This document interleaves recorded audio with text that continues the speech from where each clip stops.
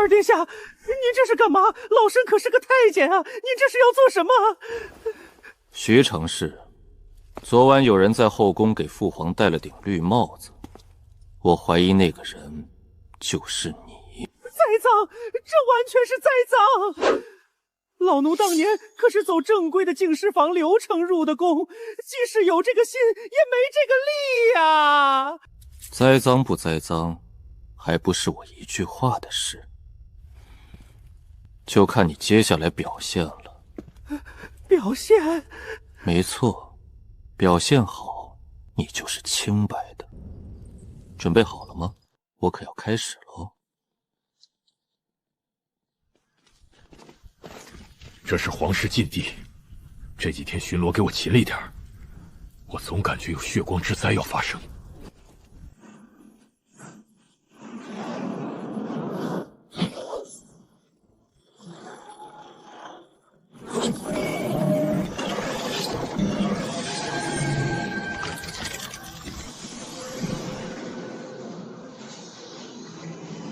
徐承事，你可知道那是什么？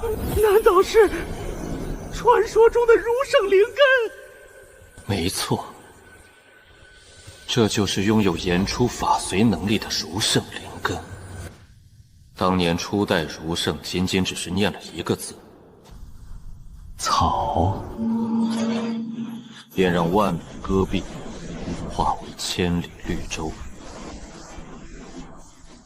江湖传闻，我大齐皇朝第一任皇帝就得此宝物，可是经历5代帝皇，无一人能够降服此物，所以只能在皇室宝库里蒙尘。难道这其中有什么隐秘？那是因为儒圣临终前给这灵根立下了3条规矩：无慈悲心者不可得，无大智慧者不可得，不为民享者不可得。可是皇室子弟为了那95至尊之位，哪个不是做好了弑兄弑父的准备？这浩然正气天然排斥冷血之人，若强行吸收，只会身死道消。所以迄今为止，皇室子弟无一人能够收服此物。虽然我们皇室血脉被这浩然正气天然排斥，但是也并非毫无办法。如今夺嫡已至白热化，大皇子一脉是丞相为首文官集团，3皇子一脉是大将军为首的武将勋贵，而我虽天赋是3人中最高的，但是生母董贵妃却是一介凡人，凭借着沉鱼落雁之貌才获得父皇宠幸，所以唯有得到这灵根，我才能登上那95至尊的宝座。可是殿下没有陛下的同意，私下吸收可是要杀头的大罪呀！况且别人都做不到的事情，我又凭什么做到？是吧？奴才不敢。我从上古遗迹中得到了抑制浩然正气的方法。天生至阴之人，吞下这枚由49名孩童炼制的魔丸，便能封印浩然正气1刻钟。而你，便是我选中的那个天生至阴之人。阴年阴月阴时出生，叠加上无根之体，简直就是完美。没想到老奴这残缺之体还能帮到殿下，奴才愿意赴汤蹈火，效犬马之劳。很好，徐承事，今晚这事儿若是成了，你便是从龙之功。殿下，如此机密之事，我们是否要做好保密措施，以免消息泄露出去？无妨，他是一个天生聋哑的废物，听不见也说不出，无法将今晚发生的事情传出去。要将这儒圣灵根吸收进入体内，需要克服2个问题：第一是如何封印灵根里面的浩然正气；第二是用何种方式吸收。这第一个问题我很早就有了解决办法，就是通过你的无根之体加上魔丸的阴气克制浩然正气的阳气。但是用何种方式吸收这个问题困扰了我很久。吸收灵根这事儿充满了未知的不确定性，我的身份又是何等高贵，怎么可能亲自去冒这个险？正好1个月前，我在以魔教的上古遗迹中寻得了一门叫炼尸法的魔功。这炼尸法可以将死者化作灵根炼入自己体内，也就是说，我只要找个人吸收了这灵根，我再用炼尸法将其炼入体内，这就相当于绕过了儒圣制定的规则，完美避开了所有风险。而它就是我选定的容器。不愧是殿下，竟然有这等聪慧的方法，怪不得您才是最有希望继承皇位的人选。哼，知道我为什么特意挑选一个聋哑人作为吸收灵根的容器吗？老奴不知，还请二殿下明示。那是因为儒圣的灵根内含儒圣所有的法术，而其中大部分法术都是靠言语驱动，尤其是言出法随。如果只是普通的少年，他们在吸收了灵根之后，极有可能利用言出法随的能力来对付我。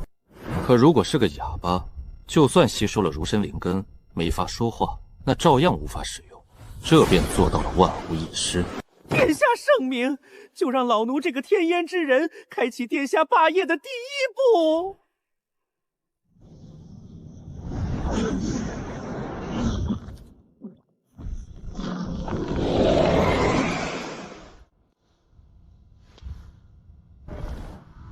灵根感受到了威胁，阴气与白光正在激烈对冲。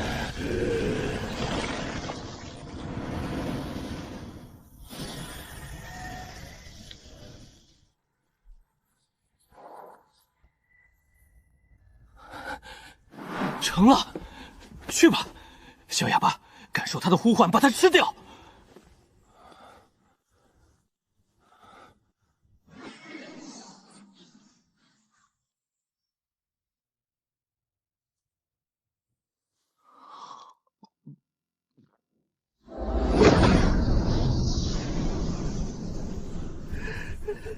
二殿下，看来我们的霸业要成了。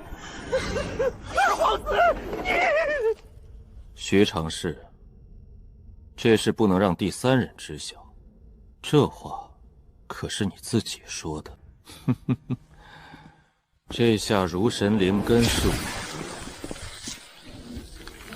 皇位也是我的了。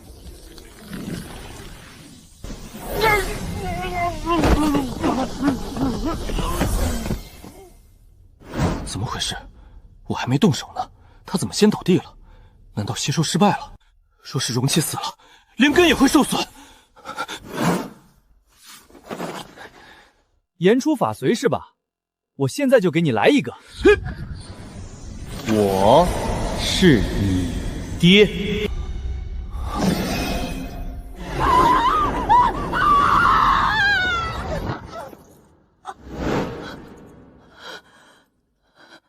皇儿，你怎么在这里？后，你又是谁？你仔细想想，我是谁？我想起来了，你是我的官人，也是我皇儿的爹爹。母后，你知道自己在说什么吗？你母后说得很清楚，她说我是你爹。妖术，一定是妖术！你用妖术蒙蔽了我母后。小朋友，你是不是很急惑？我这个天生哑巴，为什么突然会说话了？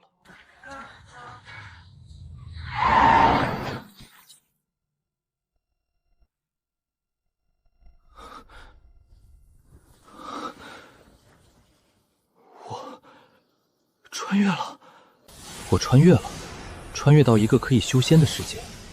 但是我的前身是一个天生聋哑人。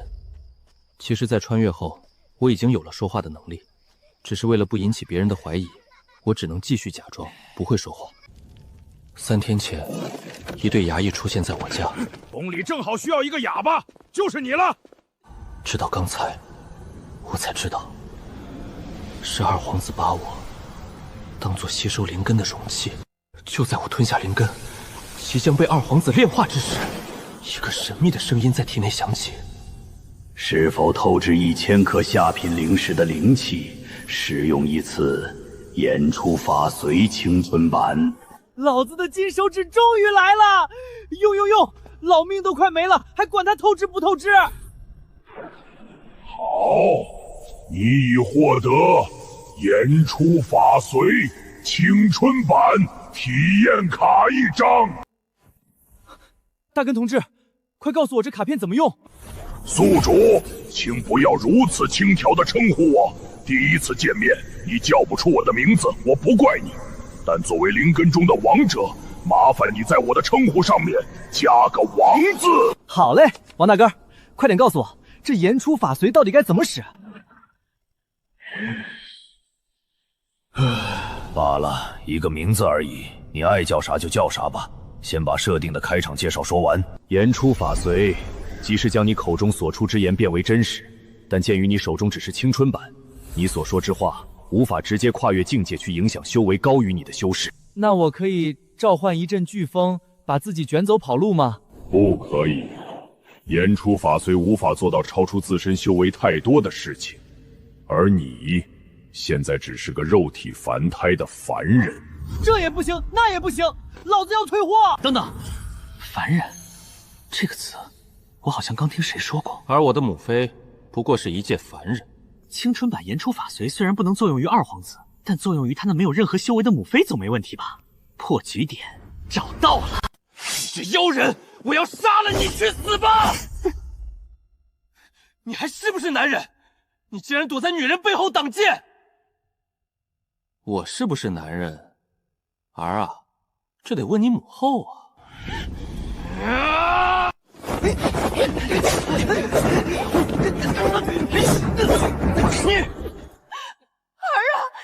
对你爹动手，这样可是不孝。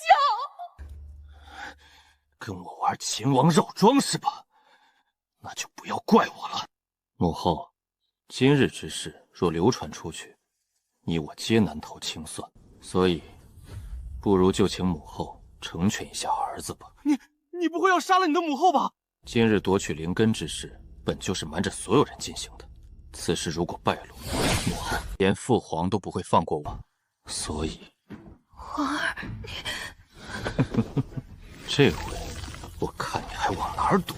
想当我爹是吧？既然如此，那就下去好好陪我的母后吧。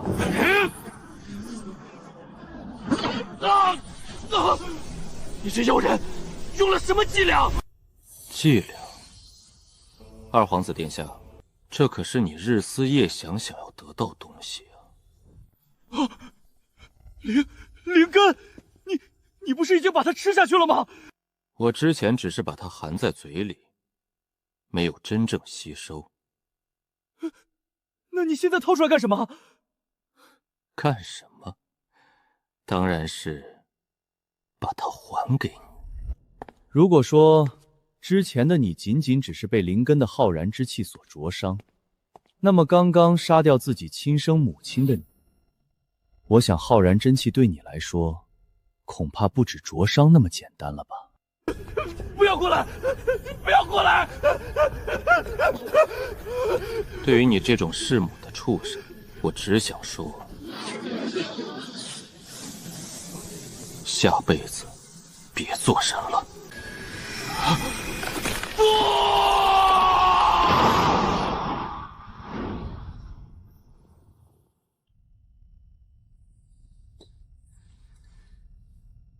好险，差点把小命丢在这里了。救了你的小命，接下来该是回报我的时候了。什么情况？这是认定我了吗？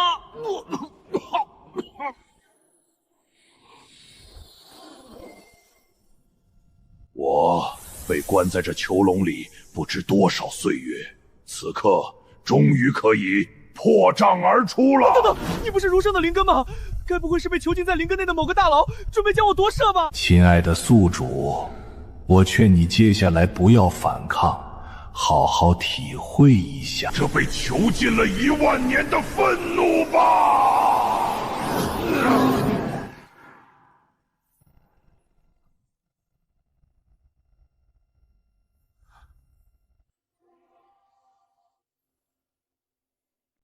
你又是哪位？怎么出场还自带特效的？宿主，怎么这么快就把人家忘了？我就是你吞下去的那条灵根啊！原来是你啊，王大根！我果然是有金手指的男人。没错，我就是你的金手指，你的随身老太奶。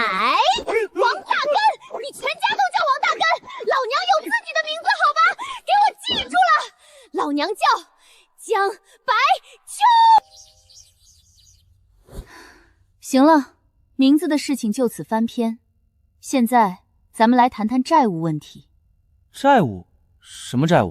哼，一次言出法随2000灵石，9出13回，收你2800。我去，9出13归，你怎么不去抢啊？还有，你凭什么觉得我能付得起这么多灵石？能进出这封印我的大殿的，哪个不是锦衣玉食的皇子？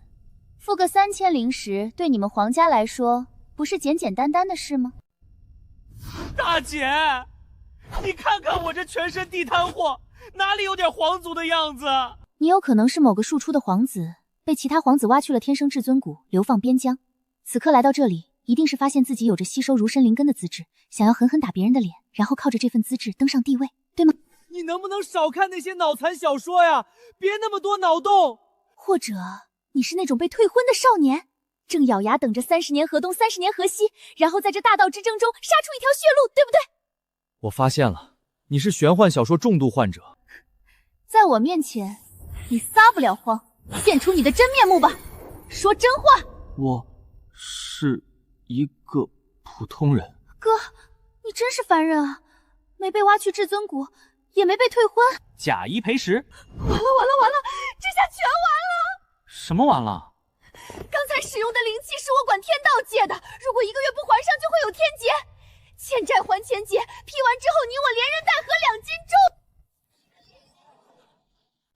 这么说来，我欠的高利贷是天道的。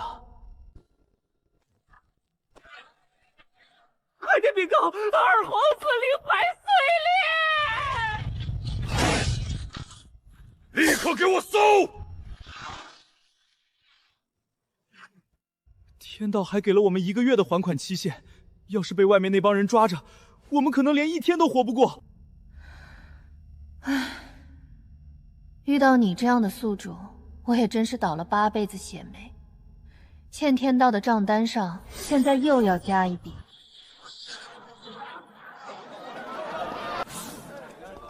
我说江大小姐，既然你能把我带离皇宫，那为什么不直接将我带出城呢？这里还是不安全啊！我能感觉到有金丹期的高手已经封印了整座城，用法术带你离开的可能性几乎为0。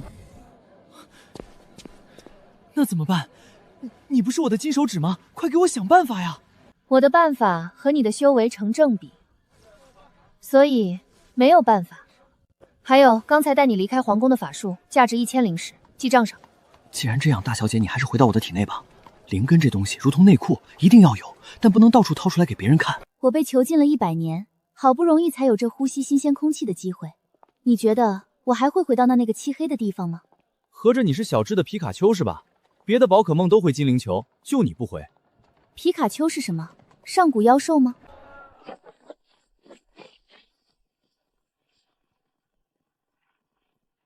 昨夜皇城出了大案，上面下令，所有出城的人必须持有户籍路书。大人，什么事儿让整个皇城都人心惶惶啊？竟然连出城都这么严格。当然是和皇族有关的案子，一旦被抓到，那可是要掉脑袋的。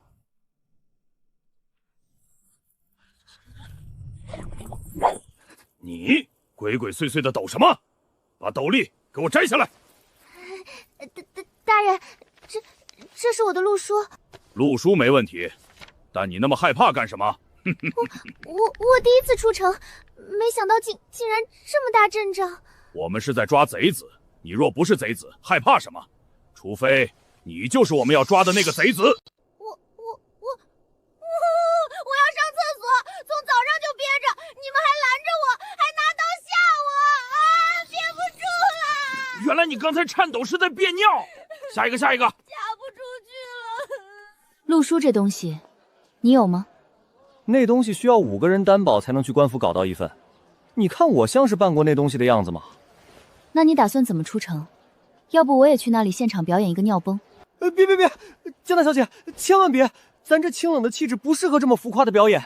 我已经为你量身定制了一套出城方案，你等下只需要……记住，等下一定要表现出视万物为蝼蚁的态度。我可是儒生灵根，本来就视人为蝼蚁。对了，就是这个味儿，你就本色出演。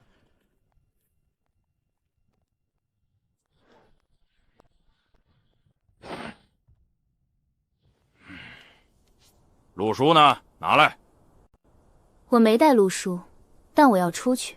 这生人勿近的气场，这视人为蝼蚁的态度，此人莫不是皇城哪位大员的闺女吧？不知姑娘令尊是哪位？小的们日后也可以鞍前马后伺候。家父张二和。老大，张二和是哪位大人？我也没听过此人，但一看名字就是我们惹不起的大人物。而且他手中的令牌是皇室专用，所以此人我们断不可得罪。原来是张大人家的小姐，张大人的威名那是如雷贯耳，整个皇城谁不知晓啊？只是上头大人们查得严，没有路书的话也可以，只需要用这水晶测试下灵根即可。好家伙，看来我们张大人现在是一点面子都没有了。小姐勿怪，这是镇魔族的特殊规定。小的们也只是执行而已，因为上头怀疑儒神灵根的浩然正气没有人体作为约束的话，会不停的释放。可是这大殿中只找到了些许残留的浩然正气气息，那真相就只有一个了。那贼子在这里便将这儒神灵根纳入了体内，然后带了出去。传令下去，任何出城之人必须有官府认定的路书，必要时可以检测灵根。你这狗眼看人！无妨，我也不为难你们。我可以接受灵根测试。这个是一次性灵根晶石，小姐您只要用手微微触摸，晶石上就会显示出灵根的模样。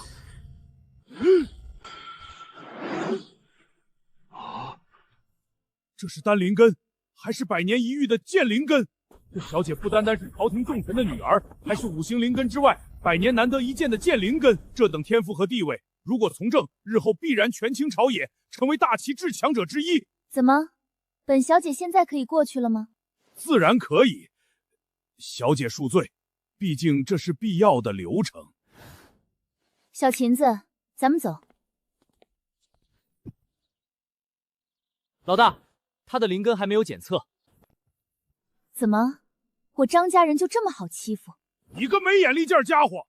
张小姐身边的人自然也是没问题的。手下有眼不识泰山。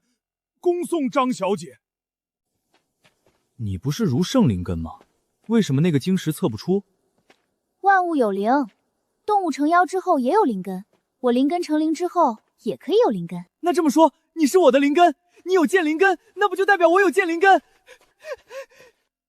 注意，你灵根的灵根，不是你的灵根。太可惜了，还以为可以套娃呢。小芹子。我们接下来去哪里混？我也不知道，反正这里是不能待了。大齐国刚失去一位皇子和一件国宝，肯定绝地三体也要把我们找出来。我们现在急需一个破局点。你的破局点不就是我吗？你哪是什么破局点？你忒妈得就是局本身，出场就害得我欠了天道3000灵石。我说江大小姐，你说天道他老人家那么有钱，我们稍微余气一下应该也没问题的吧？天道最讨厌的事情就是逾期，最擅长的事情是吹收。奸商！有人来了，先躲一下。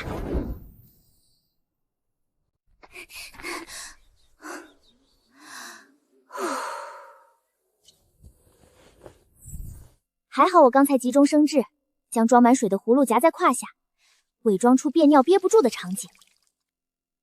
唉，可是接下来该去哪里才能不被官府抓呢？这次真的是倒霉到家了。这是朝廷通缉的要犯，看到的重重有赏。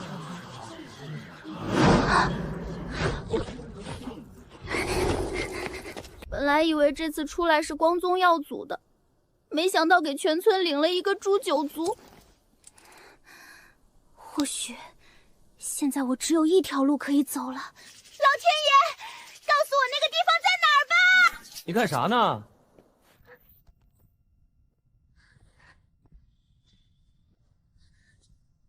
大人饶命，小的全部交代。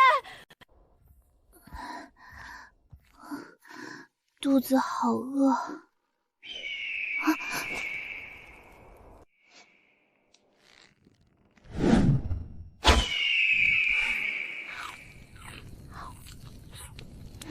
肉质肥美，真好吃。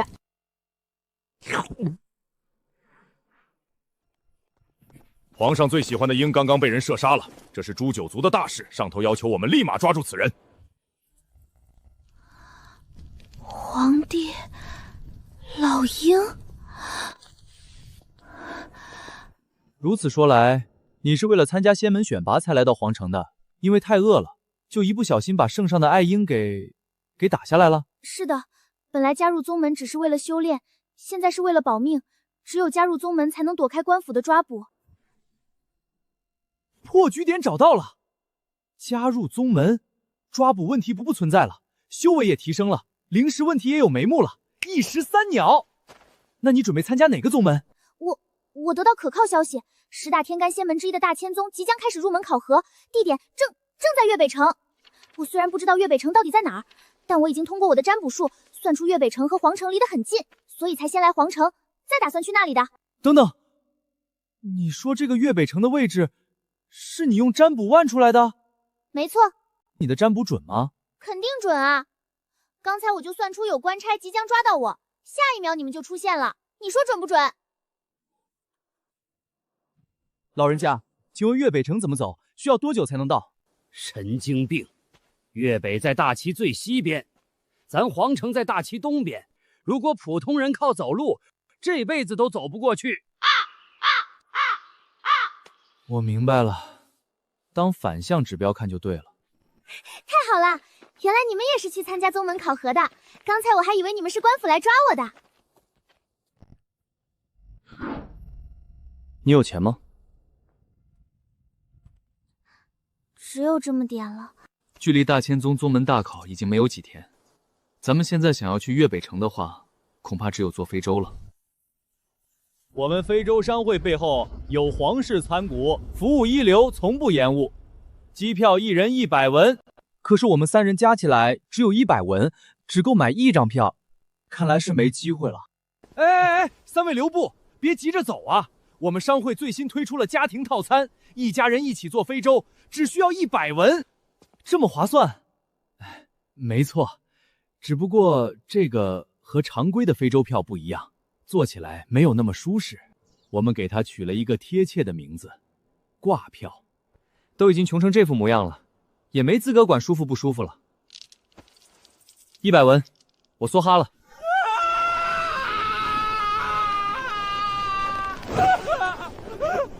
原来挂票是这个意思。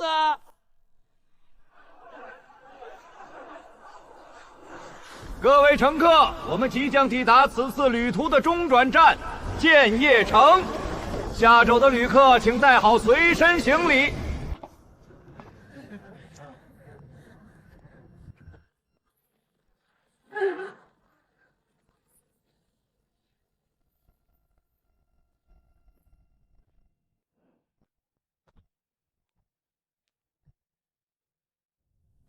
闺女，出门在外要广结善缘，多帮助有困难的人。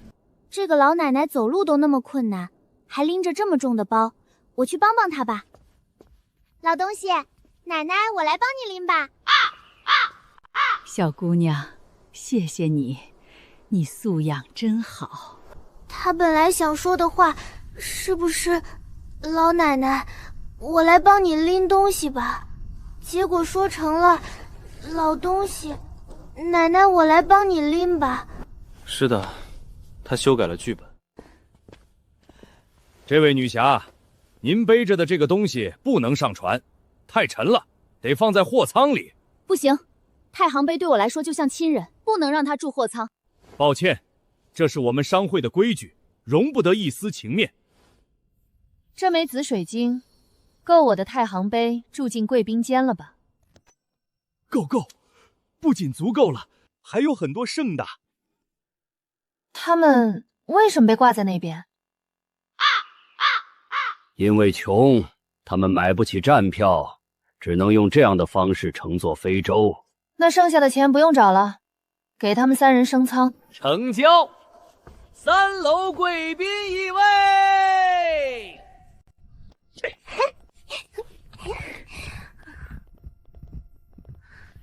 不知姑娘可否告知方明，他日必当回报。叫我阿玲就好，菱角的菱。看来是个傲娇的小富婆。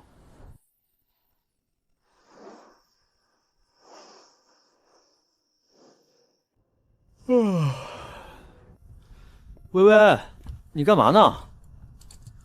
好几天没有占卜了，怕业务生疏了，所以占卜一下咱们这次出行是否顺利。卦象显示大吉。卜薇薇，你知道自己在干什么吗？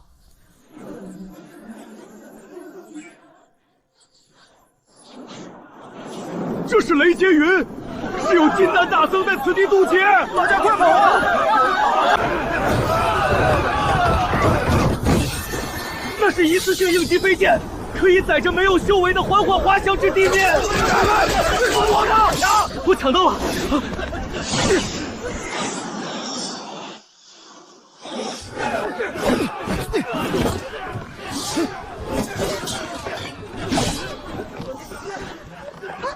姐姐，怎么？那人手上有多余的飞剑，快抢啊！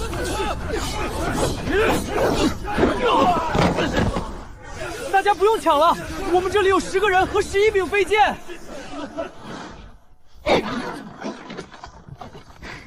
没关系的，我是断体9层，这高度摔不死我。好了，现在我们有9个人和11柄飞剑了。真是个乐于助人的好姑娘，就是脑子不太好使。别吐槽了，保命要紧。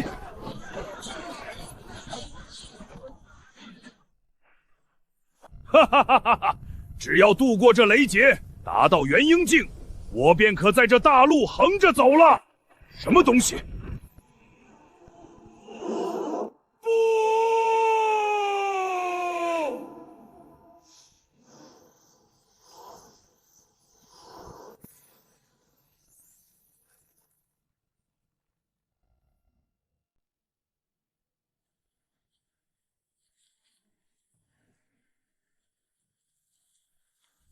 这就是粤北城？应该是的，你看那还有横幅呢。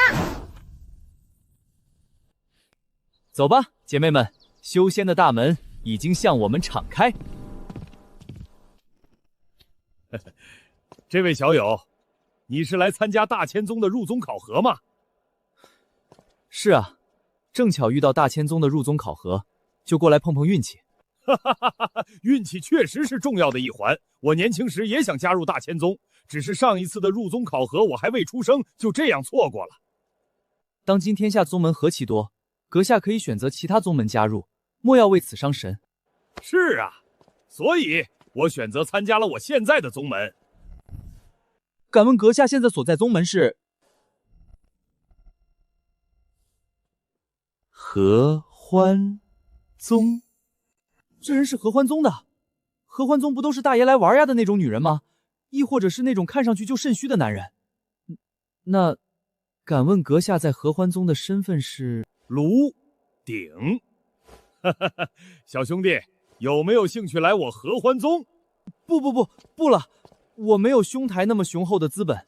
唉，挖墙脚再次失败。小兄弟，看你我有缘，哥哥便透露点内幕消息给你，如何？什么内幕消息？这次大千宗和我们合欢宗联动，第1关的场地就是我们出的。想要参加考核，就去城门口领一个卷轴，那卷轴上面有着你们要在粤北城内完成的任务，完成任务才能加入大千宗了。多谢前辈指点。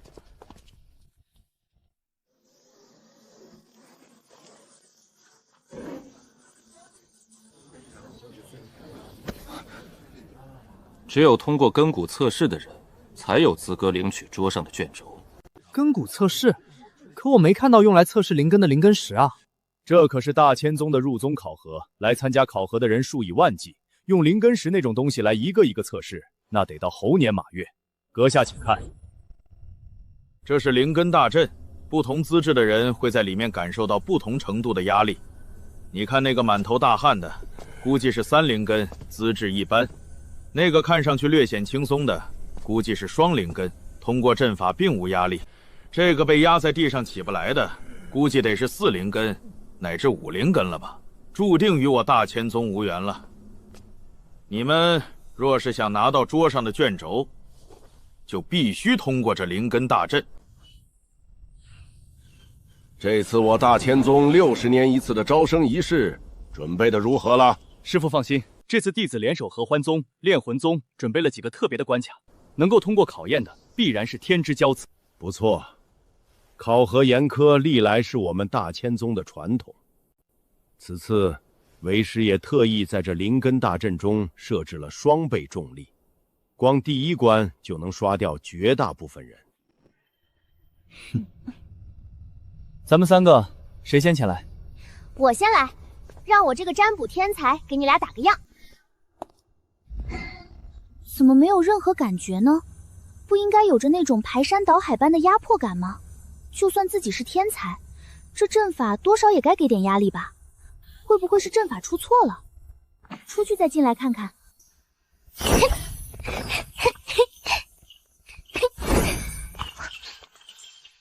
不是错觉，确实没有感受到任何的压力。我果然是个天才。年轻人，下次再来吧。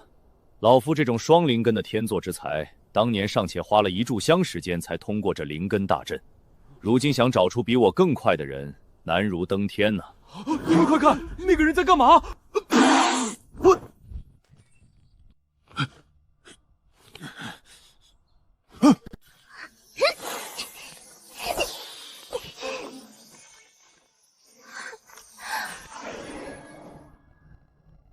不是，我阵法呢？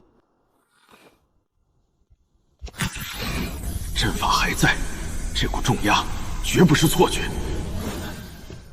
不对劲，就算是传说中的单灵根，在阵法中也不能说是如此游刃有余吧？这怎么可能啊？难道那是传说中？师兄，快点告诉师傅，这批弟子中出现了传说中的天灵根。师傅，您听到了吗？师弟说这届出了一个天灵根。不错，天灵根者皆是身怀大气运、受天道眷顾之人。我大千宗确实是得了一个了不得的好苗子。师傅，如果在灵根大阵中能够蹦来蹦去的是天灵根，那在阵法中飘来飘去的是什么灵根？你知道自己在说什么吗？怎么可能有人在阵法中飘来飘去？要知道，老夫这次设置的灵根大阵可是加强版的，阵法的吸力是普通版的2倍。师傅，弟子纵有1万个胆子，也绝不敢骗您啊！真的有人在您的加强版大阵里飞来飞去？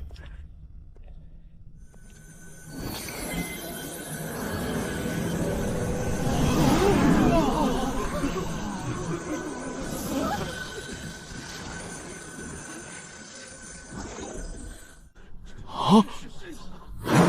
不是，这阵法什么时候还有无视重量的效果了？嘿嘿，终于轮到我了。我平生最讨厌2种人，一种是爱表现的人，一种是不让我表现的人。既然你们2个表演完了，接下来就轮到我了。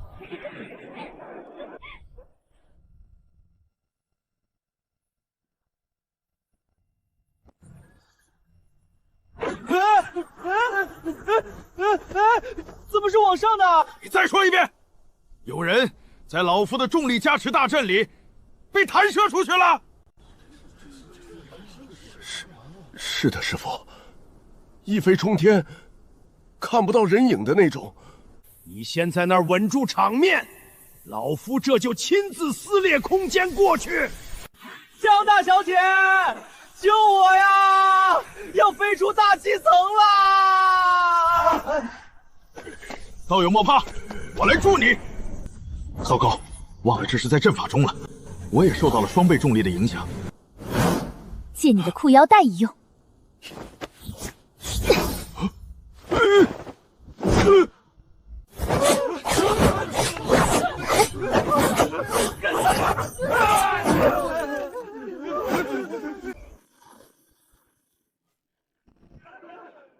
你们之中谁的灵根最差？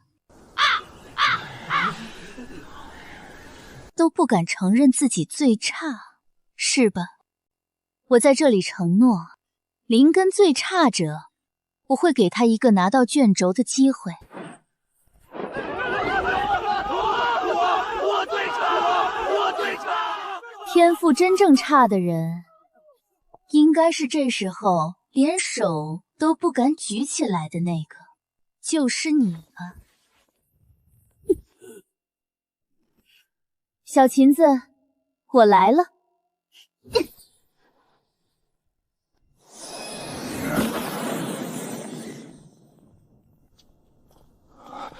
师傅，嘘。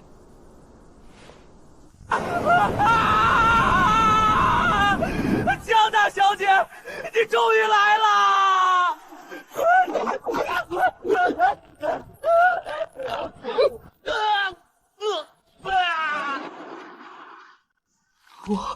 我站起来了，我一个武灵根，竟然在大千宗的阵法里走路了！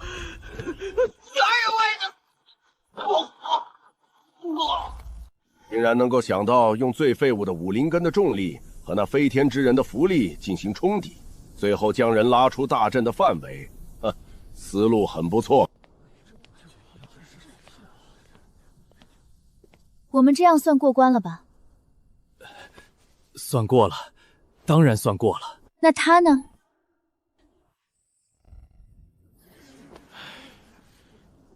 他通过了灵根大咒，当然也算过了。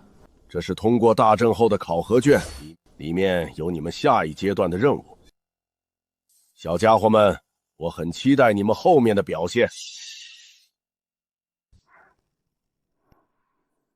快打开看看我们这次的考核任务是什么。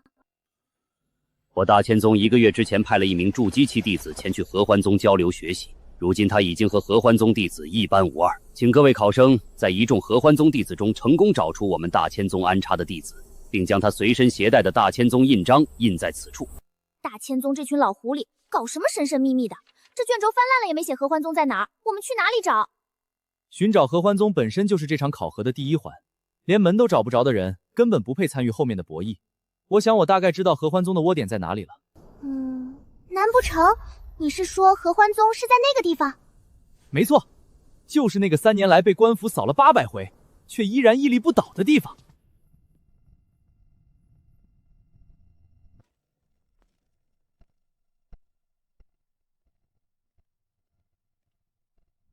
我来参加考核，是不是通过那里就能领取任务卷轴？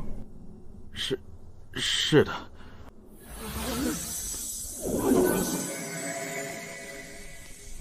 谢谢。这届选手到底都是些什么怪胎？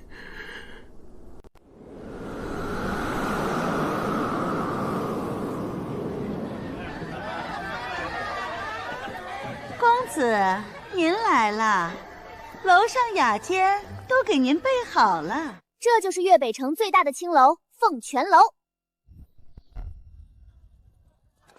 看这人满为患的情况，应该有不少人都猜到了，和合欢宗有关的地方，应当就是青楼。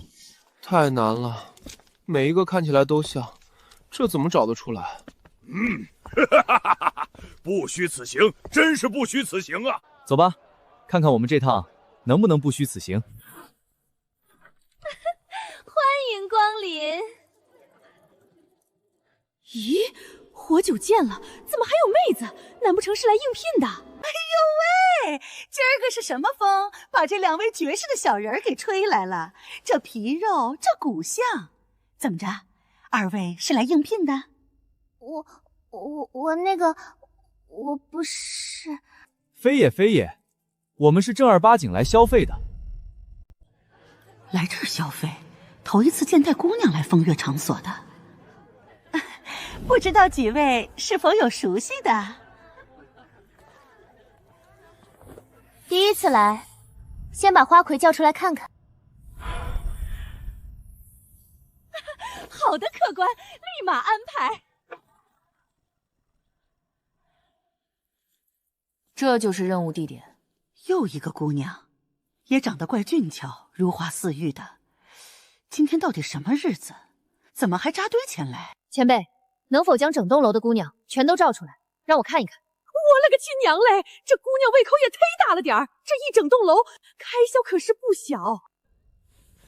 100石，今晚我包场了。我的亲祖宗喂，这100石能把隔壁县的姑娘都买空了。今儿个来的到底是仙子还是财神爷下凡啊？慢着，凡事讲究个先来后到，我们先来的。没关系，我会补偿你的。谁稀罕你的赔偿？冲冠一怒为红颜，我出150，我出200，250，300，350。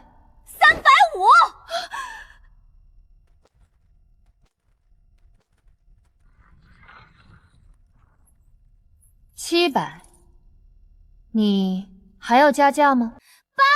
扒什么扒？你手中有零食吗？还是一开始就打算留我在这里洗盘子抵债？做个交易如何？什么交易？既然你现在都已经加价到700石了，不如你给我500石，我们立刻退出竞争，给你省200，如何？500，好的，成交。得嘞，钱货两清，祝您玩得开心，咱们山高水长，就此别过。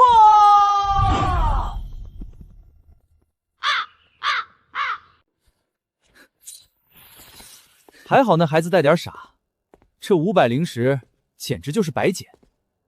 话说这凤泉楼就这么拱手让人了？我们的任务不做了吗？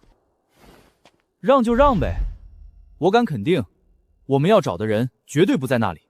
不在那儿？你怎么这么肯定？凤泉楼那老鸨看到我们几个的神色，一点都没有被提前通知的样子。当然也有可能是他演得好，但我更倾向于大千宗那群老狐狸不会把谜底放得这么明显，不然比谁钱多谁就入宗喽。好像是有那么点道理。那咱们接下来你准备干什么？当然是逛遍月本城所有的青楼。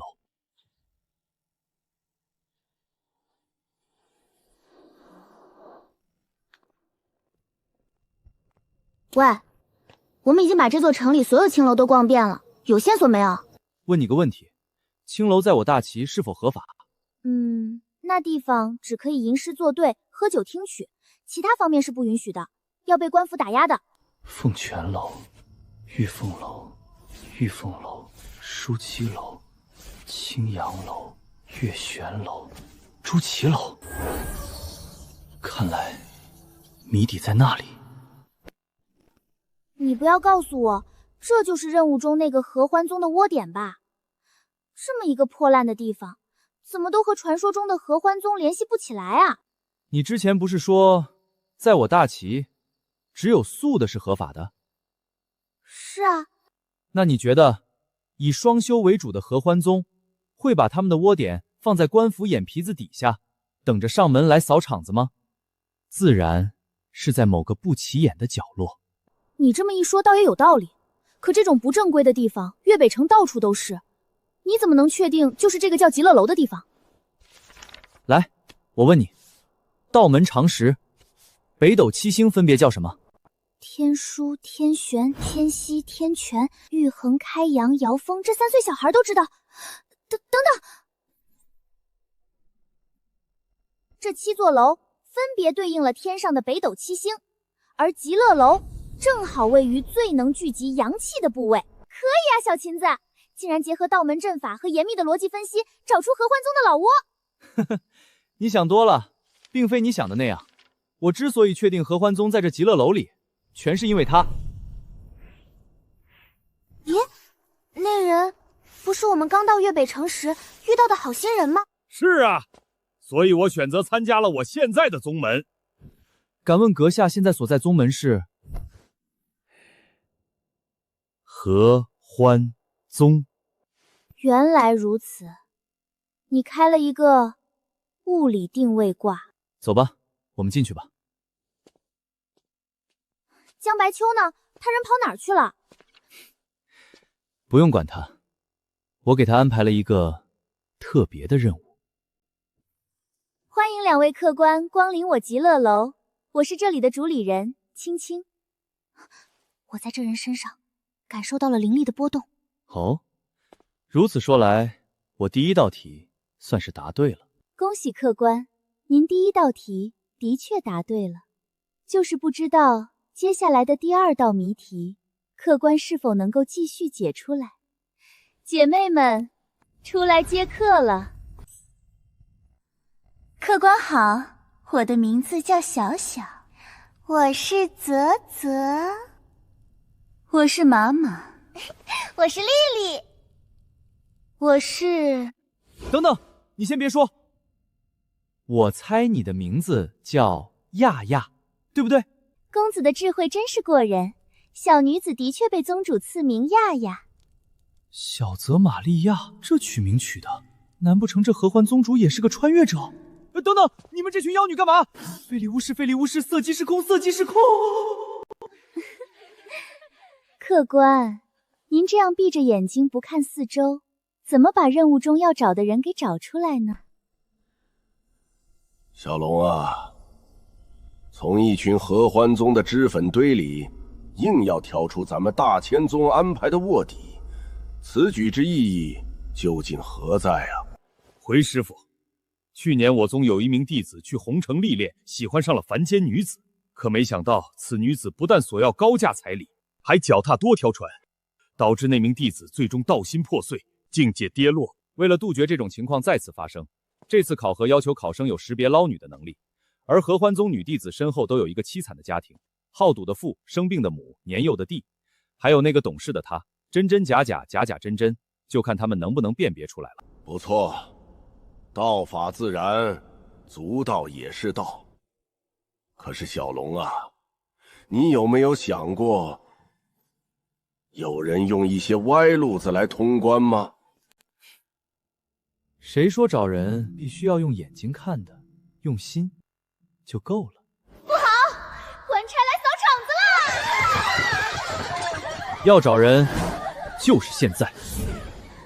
合欢宗弟子对于官差扫场子这种事情已经形成了肌肉记忆，他们的第一反应不是逃跑，就是蹲下。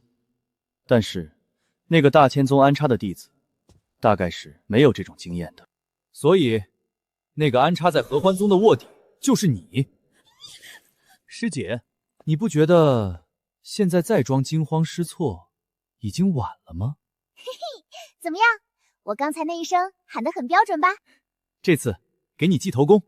这关原来是这样过的呀，我还以为是靠算卦把人算出来。公子莫开玩笑，谁说我是大千宗的？我只是新来的而已，不太熟悉业务。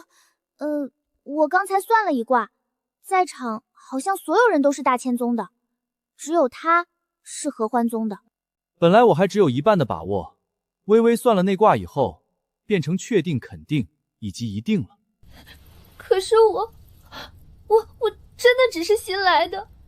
别再狡辩了，我相信大千宗这种仙门名门，不至于搞那种考生明明猜对了，主考官还要为了装逼故意骗人的狗屎桥段，对不对，师姐？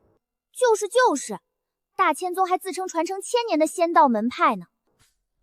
好阴损的小子！罢了，再让你们说下去，大千宗的1000年名声都要毁在你们这几张破嘴里了。大千宗真传剑线！等等，这标志，难道你就是传说中的大千宗的外门三正风？外门三正风，这是个组合吗？那可是一门3杰的传奇。多年前，一农户家的3胞胎姐妹同闯试炼，全部通过，而且她们全都是万中无一的风性双灵根。为首的大姐风雷双生，一手一雷道法让无数天骄饮恨。修真界谁人不知她的赫赫威名风雷女？二姐风火相继，火借风势，风果烈焰，无物不焚，江湖人称风炎女。而最后一位恐怕就是眼前这位了，风土双修，举手投足间飞沙走石，甚至能让方圆百里的鸟啸瞬间无踪。此等神技，被人尊称为被称为什么？风尘女。我终于知道大天宗为什么派他来合欢宗卧底了，这名字真的是专业对口。小姑娘眼光不错嘛，竟然一见面就看出了我的身份。岂有此理！简直是岂有此理！这是仙门考核，他们竟然耍滑头！我就说嘛，这小子绝非省油的灯，一嗓子扫黄就把你的安排全都打破了。哼，耍这种小聪明，终究是搬起石头砸自己的脚。他以为找到了人就能通关，做梦！他用这种投机的方式，恐怕此时师妹对他的好感度已经是无限趋近于零。没有师妹的认可，他拿不到印章。那风尘女前辈，既然我们已经识破了您，那是不是就代表我们过关了呢？谁说识破了我的身份，我就要给你们盖章了？既然你们用这种邪门歪道来识破我，那我必然不可能轻易让你们过关。当然，你们可以用硬抢的方式，但是我先告诉你们一声，我的修为在筑基初期。既然如此，前辈，我们就不打扰了。小琴子，我们难道就这么放弃了？要是盖不到章的话，我们的任务就不算完成，就加入不了大千宗了。当然不能就这么放弃，不过我们得做一些准备工作，还要请一个外援。老板，你这儿有蒙汗药卖吗？客官，我们回春堂乃是正规药店，怎么可能卖这种东西？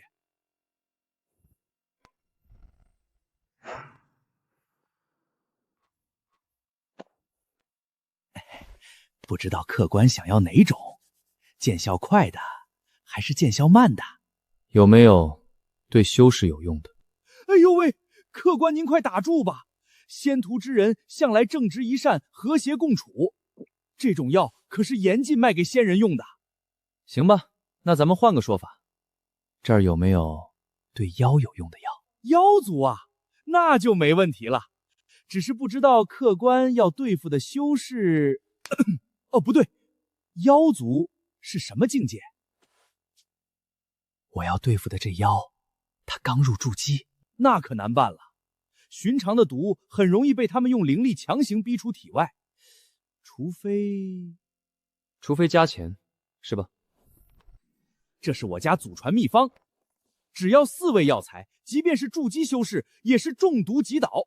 只是它的中毒条件极其苛刻，必须按特定顺序接触前3味，才会在碰到最后味时瞬间发作，并且这最后1味药散发着一股经久不散的恶臭，寻常人还未走近便已敬而远之，所以要达成中毒条件，实际难如登天。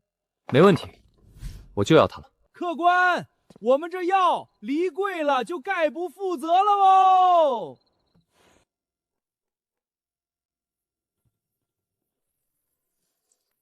什么事？等一下，我想起来了，你就是前几天在青楼巧舌如簧骗走我500灵石的那个骗子吧？阿林姑娘记性真好，这次我是来找你做个交易的。什么交易？我们已经找到了任务中的那个卧底，有没有兴趣一起合作通关？成交。姐妹们，依计行事。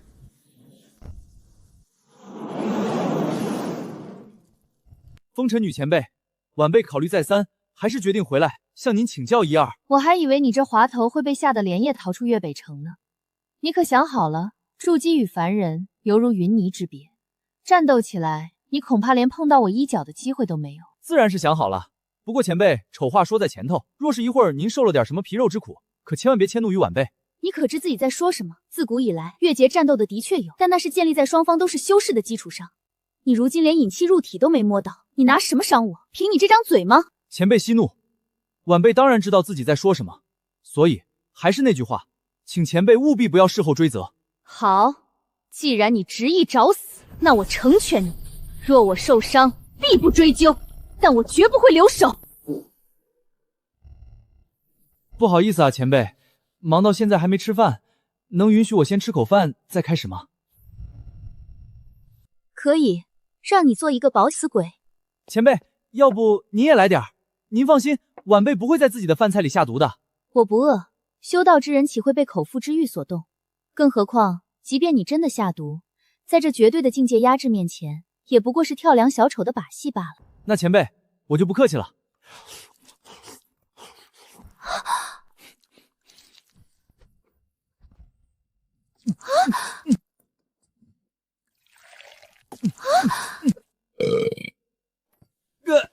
舒坦，前辈，我吃饱了，我们可以开始了。揍你的事情先等一下，我先干点其他事情。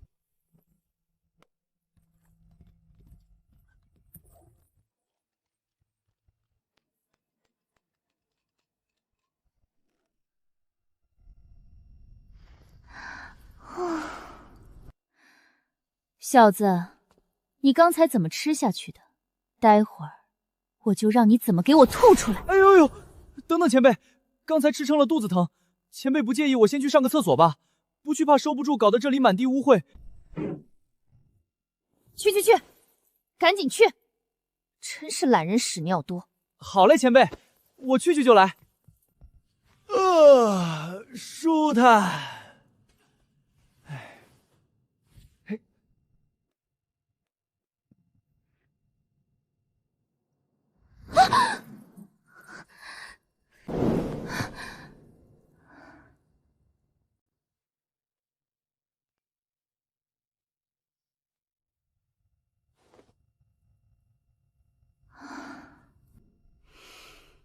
小子，你还有什么事儿？最好给我一次性说完。前辈，真的是最后一件事了。我那些同伴觉得我这次凶多吉少，非要给我加油助威，可以吗？加油打气，死到临头还要搞这些虚礼。行，我给你这个机会。加油，小裙子，他死定了。竟然连死定了的定字都会写错。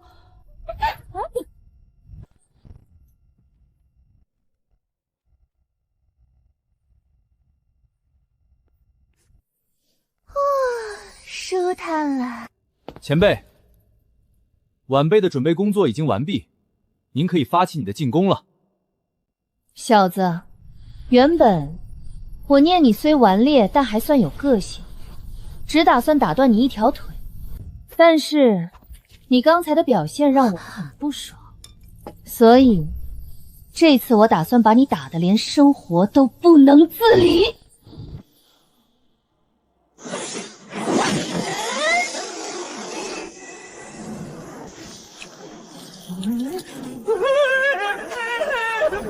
阿玲，还不快现身！再不现身，我要被打成肉泥啦！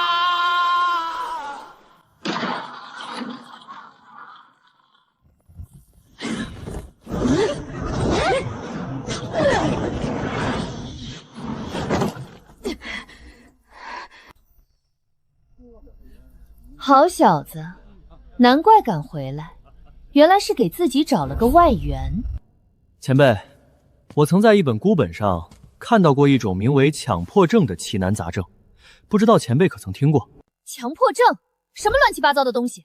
小子，你这次又想玩什么花样？前辈，先别急着发火。晚辈斗胆问一句，您现在是不是觉得视线有些重影，甚至连着脚下的青石板都在打转呢？这是怎么回事？小子，你刚刚对我做了什么？前辈，我这妖诀散的滋味如何？什么时候？我明明百毒不侵，百毒不染。前辈，这药名为妖诀散，它最奇妙的地方在于，这4味药材单独分开时并不会产生任何药性，但只要按顺序接触了，神仙来了都得倒。这4味药材我磨成粉，分别放在了我刚刚吃饭的碗上、那卷厕纸上、那支笔上，以及阿玲姑娘的手上。不可能！如果是迷药，我的识海应该会产生警觉。这就要归咎于晚辈刚才说的强迫症了。有些事情不是您自己能够控制的。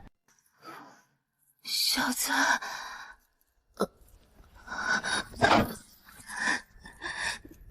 你这无耻之……晚安，玛卡巴卡。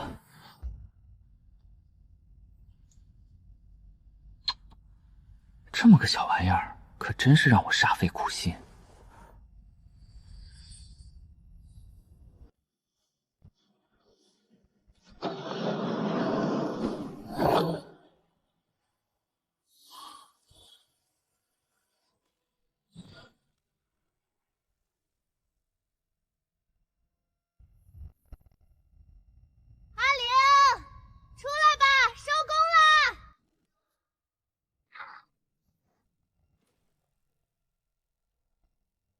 多谢阿玲姑娘，没有你，这计划的最后一环肯定完成不了。若非你那惊天一状，那风尘女即便是强迫症再重，也绝不会去碰那散发着恶臭的第4味药。不必客气，我们不过是各取所需罢了。只是这样阴损的招数，大千宗会允许吗？反正他的规则没写不允许用硬来的，对吧？我相信大仙宗不会那么小心眼的。你们快看，卷轴上的字在消失，好像有什么东西要出来了。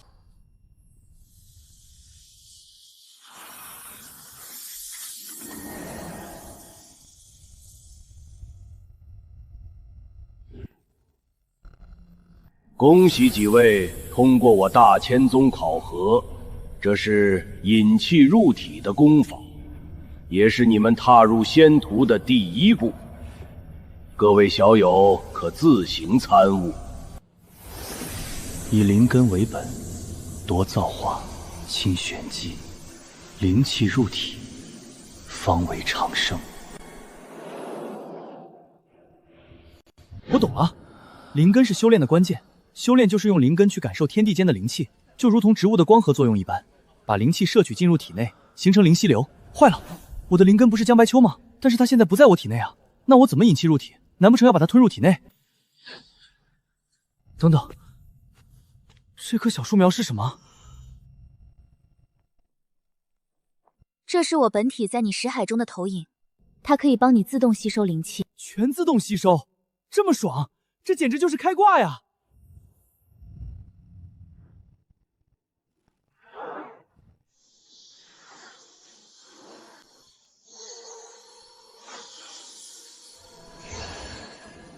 我这是已经踏入炼气期了。那个江大小姐，能不能让我体会一下修炼的感觉？这种全自动挂机的方式一点参与感都没有。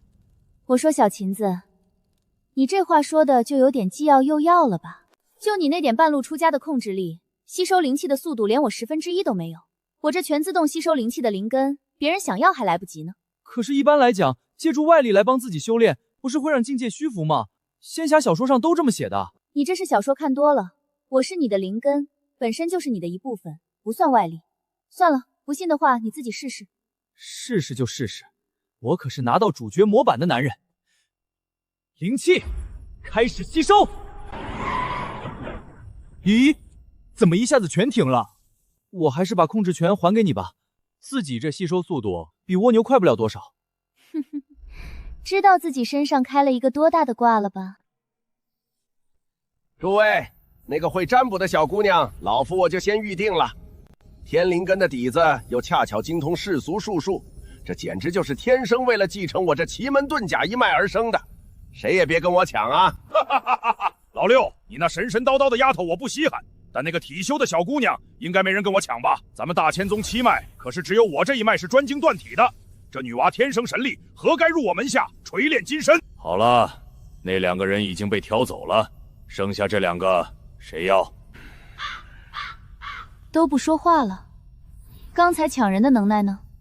你们之间谁愿意接下这2人？阿九，你也知道，这2人当中，那个男娃体内的气息绝对是纯正的儒修路子，而那个女娃底子奇特，儒修剑修都有可能。若是修剑，倒也好说。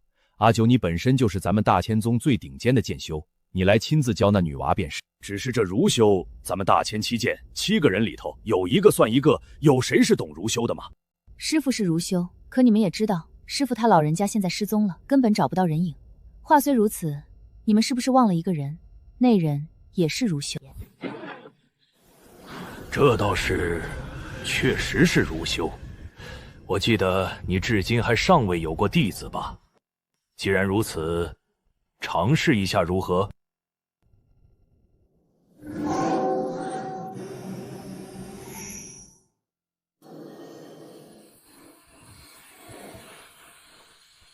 这便是我大千宗的内景，是用无数的小世界拼合而成的，这也是我大千宗名字的由来。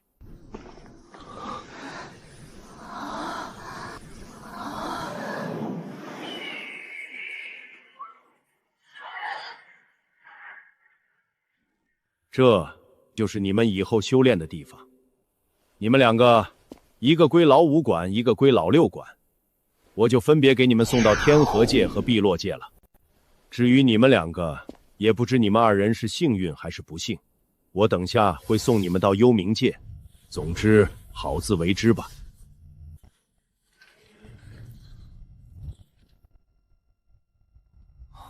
哦，金童玉女就这么来了。小姑娘，以后我就是你师傅了。不行，我不能让你当我师傅。哦，有意思。想不到我这个大千宗宗主亲自下场收徒，竟然还有人当面拒绝的。当我老师可以，但师傅不行。能当我师傅的只有我说姑奶奶，人家好歹是宗主，整个大千宗的最高领导啊，你怎么都得配合一下人家走个过场啊！宗主大人，他说愿意。不愿意称我为师傅也好，你想叫什么就叫什么。早晚有一天，我会用我的人格魅力让你心甘情愿叫我一声师傅的。那宗主大人，既然师姐已经由您亲自带了，请问晚辈的师傅在哪座仙山高就啊？你的师傅喏，在那里，自己过去找吧。祝你好运，小家伙。这画风不对吧？这穿衣风格，这溢出来的魔气，怎么看都是那种杀人不眨眼的大魔头。我该不会其实是个用来献祭给太上长老续命的祭品吧？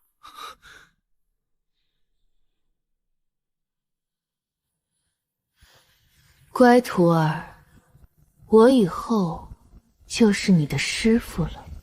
那个师傅，您为何要将这幽冥界打造得如此黑暗系？是不是有什么深奥的阵法讲究？阵法没有，为师前段时间在看一本名为《霸道魔尊爱上丹田傀儡》的我的画本，这幽冥界的布景是为师按照书里的描写1比1复刻的。我去，师傅，你难道是个 coser 吗？什么是 coser？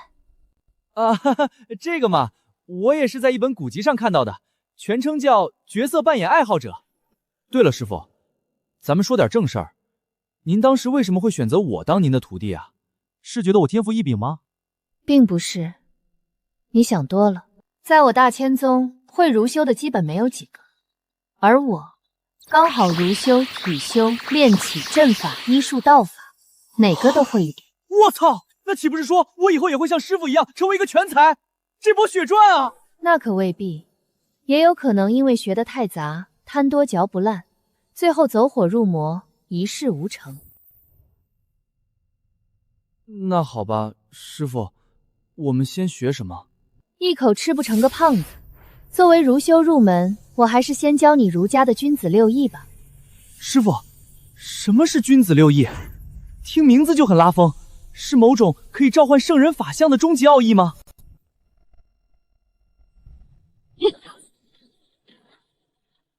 我除了会的活多，脾气同样也不太好，所以别在我面前说那些不着边际的话。好的，师傅，您继续。君子六义是儒修最基础也是最重要的技能，你可以把它理解成儒修中的普通攻击。这六义分别是礼、乐、射、御、书、数，它是儒修立足的根本。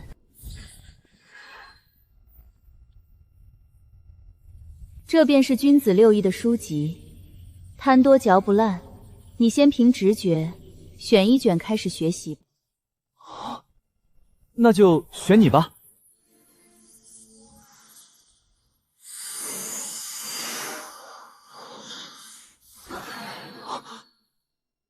礼乃六义之首，万事之基。好，那么咱们就先从理自觉开始学起。理是一种管束自身言行的手段，以及敬天地、神明、人鬼的祭祀之法。也就是说，当你真正觉得自己在约束自身，敬畏这天地自然、宇宙万物之时，那股浩然正气就会自然而然地从你身上涌现。这小子，好恐怖的悟性，竟然能瞬间入道。不错，第一次修炼就能引发浩然正气的共鸣，你及格了。等等，约束自己的言行，尊敬自然万物乃为礼。那自己假如完全放纵自己的所作所为，蔑视一切，无视世间的所有规律，那么会发生什么事呢？心动不如行动，管他呢，先来一发试试。与毛孔疯狂的倒吸回一阵。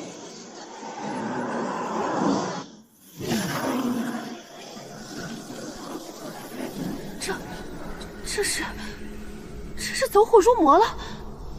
这小子到底做了什么？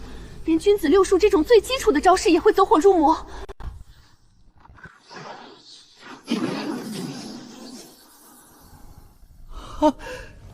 成功了！真没想到，竟然还有这种意外收获。如果说约束自己的言行，对天地自然万物顶礼崇拜，乃是所谓的礼，那么蔑视一切规则，是万事万物皆为荒诞的笑话，将崇高与卑劣一视同仁，这就是乐，这便是我秦西独创的乐自觉。没想到这小子这么不争气，第一次修炼就走火入魔。为了不让你祸害人间，为师只能清理门户。师傅，停手！我没走火入魔，我这在领悟啊！哎，还会说话？你确定自己没走火入魔？那你身上这烧煤一样的黑烟是怎么回事？当然没有，师傅您看好了，这玩意儿我是可以自由操控的。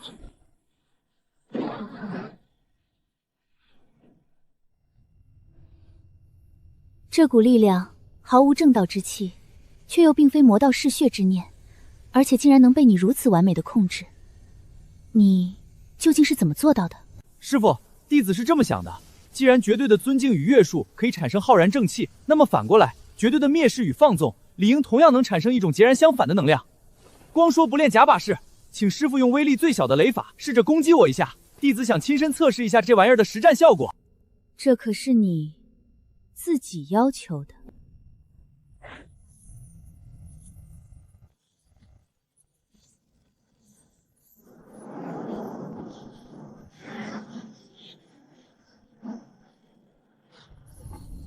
果然如此，物理定律在修仙界也是管用的。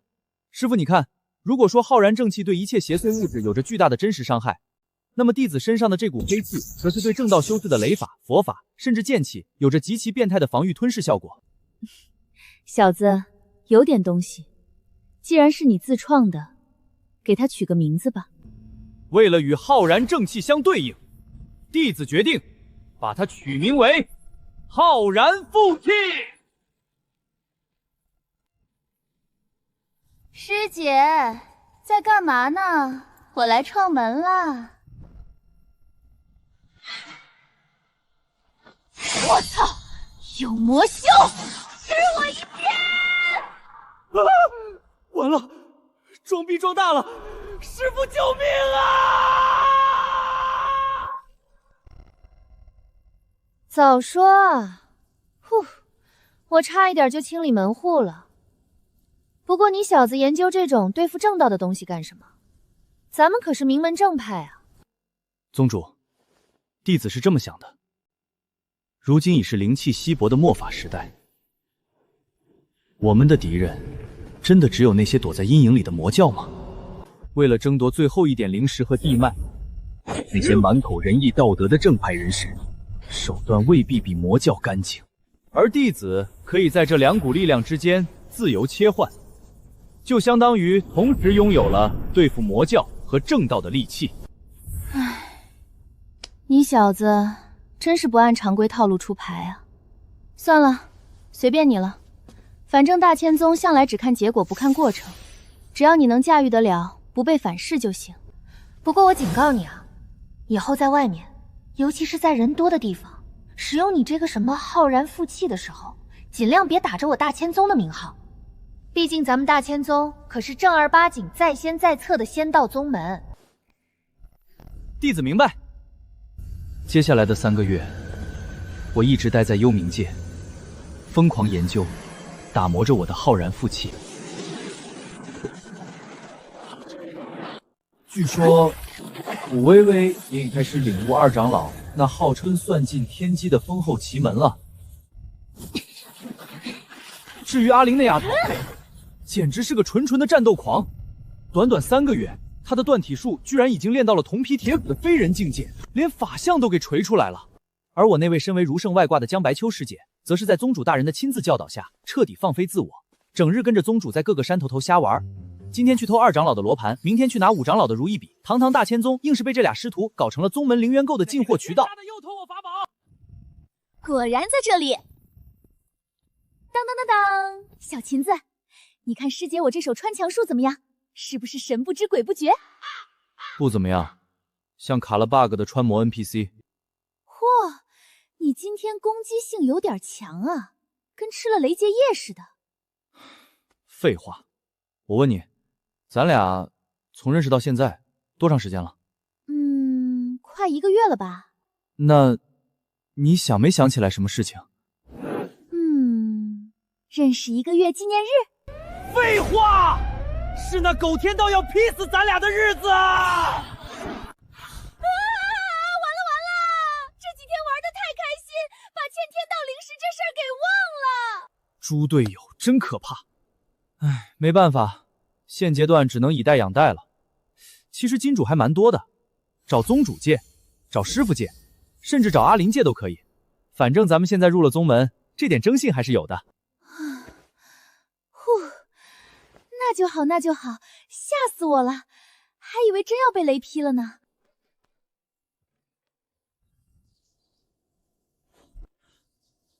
姐姐，救命！借点灵石。要多少？2500灵石。先别急着谢，正好，我想请你和我一起去做一个委托任务。如果你答应的话，这袋灵石就当预付定金，不用还了。哟，刚入宗没多久就跑来万世界领任务了。你们这2个练气期的菜鸟，跑来我这里要接什么级别的委托？我们想要接那个清远村的委托任务。哦，就是前几天刚上新的那个委托啊，我找找。你们确定要接这个任务？这可是个无目标委托。师兄，什么是无目标委托？无目标委托就是这个委托是发给所有宗门的，也就是说会有其他修士和你们竞争。和这徐筑基期老六抢任务的话，完成不了都算是好结果。怕的是那群修士为了抢任务而不择手段。你看，他就是在一个无目标委托中被其他宗门的弟子偷袭，受伤而导致境界跌落。所以他的那条伤腿是那时候被打断的，并不是，那是昨晚偷看小师妹换衣服才被打断的。好吧，原来同门才是最危险的。作为师兄，我给你们一个建议，一旦遇到危险，千万不要跟那群正道疯子恋战。这时候只要高高举起并出示咱们大千宗的令牌。怎么，这样他们就会放过我们了？我估计看在大千宗的面子上，他们顶多也就把你们的4肢卸下来。这好像还不如直接死了算了吧。谢，既然如此，那就我一个人去。这任务我们接了，拿人钱财，替人消灾。临阵逃脱不是我的风格。清远村，据说村子之中最近怪事频发，村外似有妖怪的踪迹，村内又莫名有婴儿的啼哭声，导致村民魂不守舍，甚至没人敢出家门。本任务是调查村内发生的诡异事件，让清远村重回安宁的生活。任务完成奖励300灵石。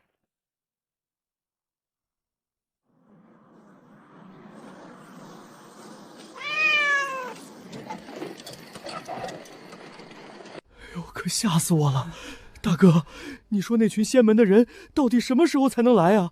我已经小半个月没睡好觉了。没事，老二，我听说蓬莱仙门的大人们已经在路上了，凭仙门大能的脚力，今晚肯定能到。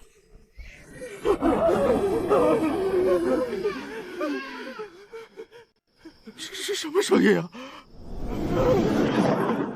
妖孽，还敢装神弄鬼！大哥，是仙门的大人们来了！妖孽哪里跑？大威天龙！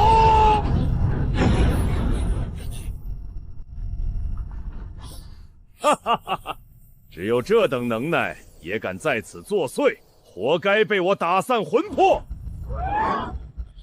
各位父老乡亲，怨婴已经被我灭除，我的任务也已圆满完成。但此地阴气仍重，怨灵不可尽除，我本人也不可在此耽搁太久。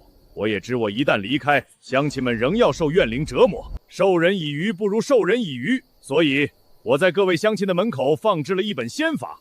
我相信各位只要加以修炼，本村安全自然无忧。我去也！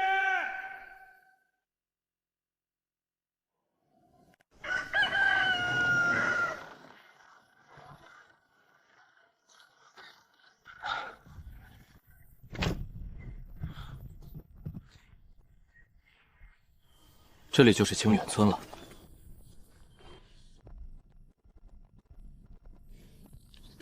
多谢仙人，我们终于能睡个好觉了。感谢道长昨晚出手，替我们解决了妖孽。我们正在准备庆功宴。村长，您记错了吧？昨天我们几个还在路上赶路呢，今天清晨才刚到这里。可是昨晚妖怪的确被赶走了。难不成是其他仙门的队伍捷足先登，帮我们把问题给解决了？毕竟这个任务是面向所有宗门的。村长，那昨天夜里具体发生了什么？您可以详细说说吗？昨天晚上本来还是像之前半个月一样，外面传来了那要命的婴儿啼哭声，我们都吓得不敢出门。只是忽的一位仙长从天而降，和那怨婴战了不长时间，就听见一声惨叫，最终那仙长除去了妖邪。对了，那位仙长在临走前还告诉我们，以后我们这清远村可能还会吸引妖魔，所以他大发慈悲，让我们村子里的人都修炼仙法，好拥有自保的手段。功法看上去没什么问题，确实是一些引气入体的窍门，但是这事儿怎么听怎么不对劲。那个解决妖魔的人，为了杜绝以后再次出现妖魔，竟然给这帮大字不识一个的村民丢了本仙法，的确不符合常理。要知道，拥有修仙天赋的人可是万里挑一的。就算这个清远村真的撞了大运，碰巧有几个骨骼惊奇的能走上仙途，但光是凡人踏入引气入体这个阶段，就要花费几年的时间。没错，万一在这期间妖物卷土重来，他们该怎么办？一个刚入门的菜鸟，未必就能敌得过吧？事出反常必有妖，先留下来观察几天。村长，我们几人舟车劳顿，想在村子里叨扰几日，不知可否？那自然是太好了。李老五家正好有几个房间空着，我这就去和他说一声，几位仙人也可以顺便对村民修行指点一二。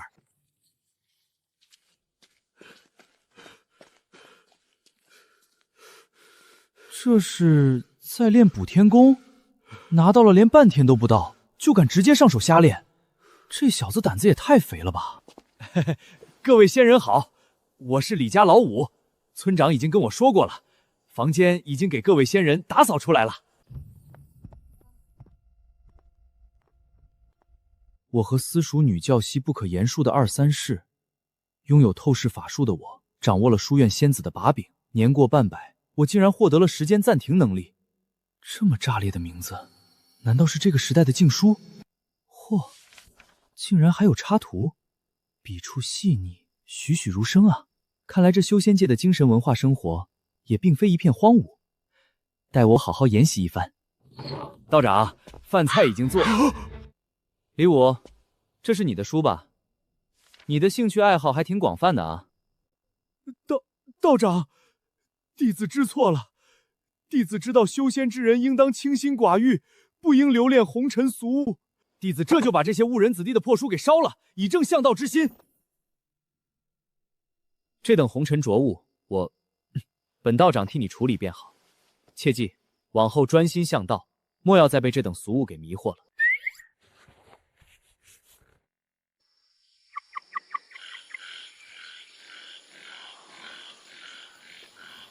不愧是如修，无论何时都在看圣贤书，连睡梦中都不忘看书。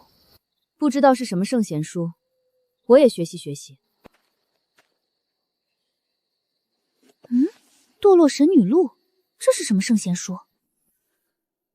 他们这是在干什么？怎么叠一块儿了？是新的搏击术吗？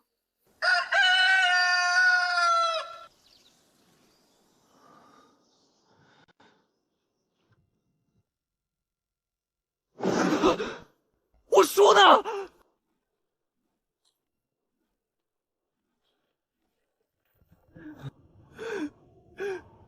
我的堕落女神录！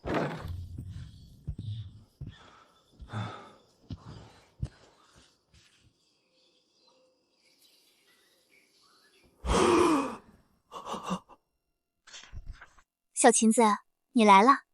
你这本圣贤书，为什么我看的时候总感觉浑身热乎乎的，身体里就像是有某种神秘的暖流在四处乱窜？难道是本高深的内功心法？嘿嘿嘿嘿，道理很简单，就是因为是圣贤书，所以光是看不用修炼就有这种效果。原来如此。既然你觉得奇妙，那我考考你，你知道这书里画的这两个人，他们是在干什么吗？这是随堂测验吗？虽然姿势极其诡异，但他们的发力方式，想必这是一种极其厉害的地面格斗技吧。你真聪明，一猜就猜出来这是高阶格斗技，只是不适合咱这个阶段修炼，会走火入魔的。我还是把书拿回去吧。无妨，我是体修，并且我已经从中领悟了几个厉害的招式，连名字都想好了，就叫阿琴18式。阿林姑娘，你就不能换个别的名字吗？接下来的几天里，清远村出奇的平静。刚才我算了一卦，卦象显示我们此行是大吉。我们待在这里3天了，连着几天都没动静，难不成那群妖邪真的被那位仙门大能给除掉了？本来我也在想这种可能性，但是现在经你这么一算，我决定多待几天。喂，你什么意思啊？能不能稍微考虑一下我的职业感受啊？微微，你再算一卦，算一下今晚清远村会发生什么。嘿嘿，果然到最后还是得靠本姑娘我吧。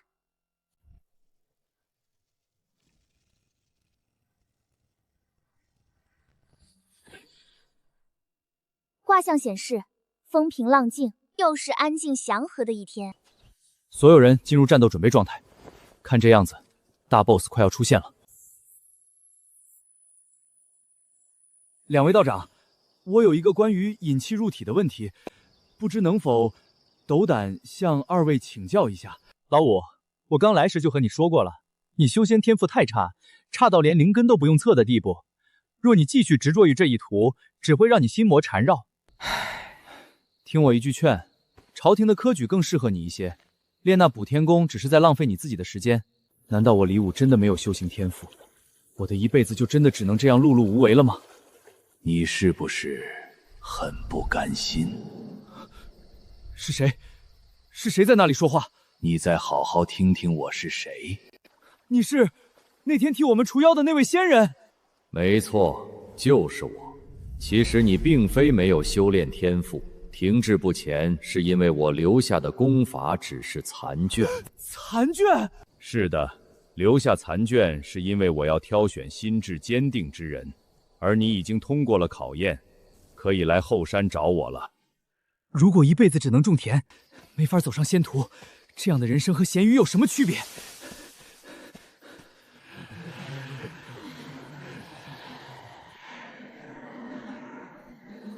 很好，站在这里的都是我筛选出来的修道意志坚定之人，你们有资格获得我补天功的全卷。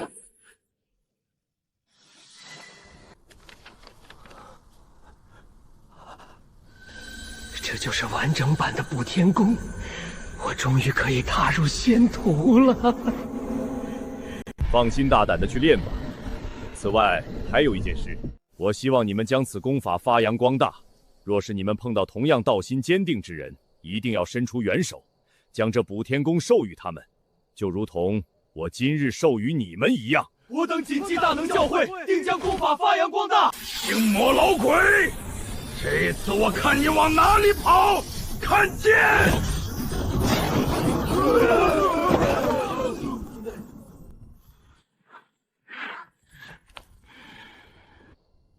又是你，日照宗的家伙。没错，就是我，日照宗李万基，江湖人送代号日理万机。青魔老鬼，在我面前就收起那副悲天悯人的伪装吧。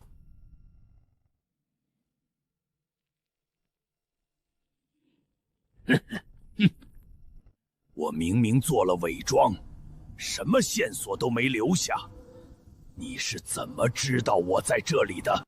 你的确做到了天衣无缝，但要怪，就怪你前段时间耐不住寂寞，在被正道联合通缉的期间，竟然还要易容去逛窑子。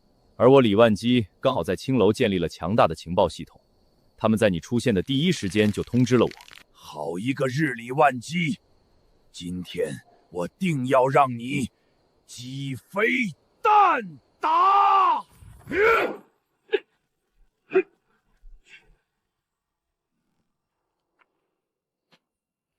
小芹子，我们什么时候动手？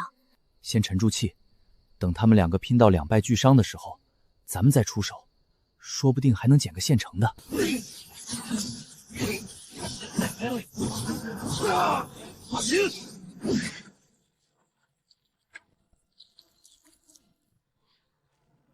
什么情况？刚才一瞬间，灵力的流转出现了问题。是不是灵力突然不听使唤了？那是因为我让花魁在你酒里下了迷醉散，专门针对你这种筑基中期修为。你们号称自己是名门正派，也竟是用这些下三流手段。情报上说你是筑基中期，你我修为一样，不用点特殊手段，还真没法子把你拿下。嘿嘿嘿嘿，好一个特殊手段！但是你日理万机，又怎么看得出爷爷我真正的修为？筑基巅峰，情报有误。没想到吧，我已经早你一步踏入了筑基巅峰。这次，我看你怎么跑！一出手就是大招吗？看来只能使用那一招了。日照千剑！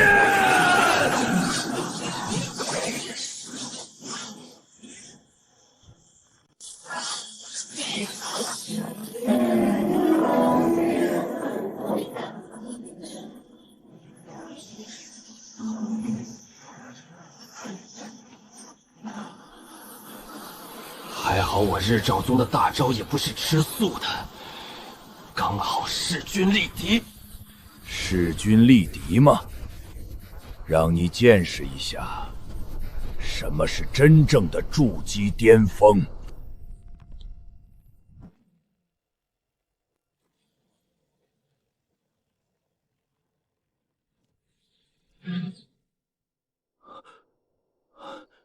不愧是筑基巅峰，我日理万机，最终还是败了。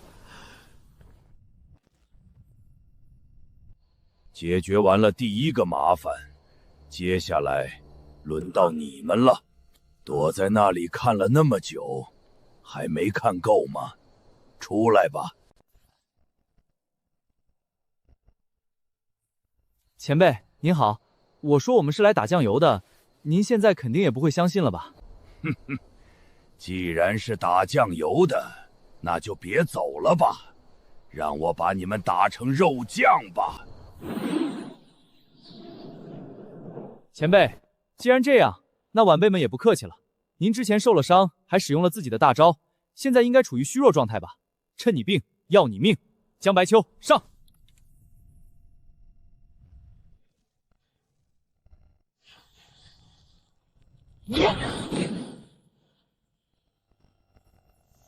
哟，还是如修，真以为自己是魔道克星了？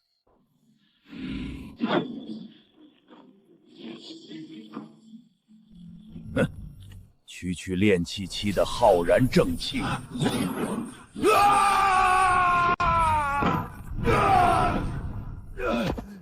你不是炼气期吗？为什么浩然正气的净化能力如此之强？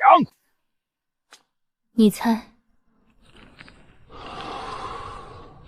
虽然不知道为什么你的浩然之气如此之纯，但是我们魔修出来走江湖，谁还没有点特殊手段？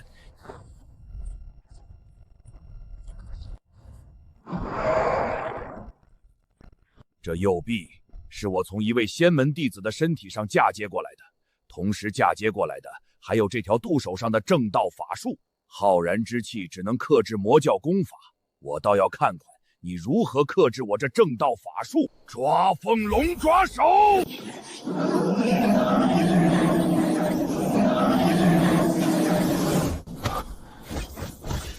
陆子爵，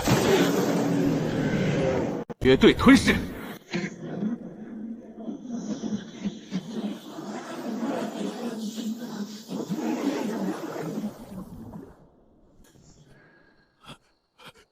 这他妈又是什么玩意儿？此乃浩然负气。你们到底什么来路？不是正道修士吗？怎么还会这么邪门的功法？我特妈一个魔修我都不会呀！我师尊告诫过我，在使用浩然负气时，不要报自己的宗门，所以我是不会告诉你我们是大千宗的。这才刚入夏，怎么就感觉冷了呢？好一个大千宗，连这种阴损的招数都能抛出来，难道你们准备转投我魔教队伍了吗？虽然你们的功法有点奇特，但是如果我同时使用魔教功法攻击你的浩然负气，用正道功法攻击他的浩然正气，我看你们如何应对。双鬼拍门！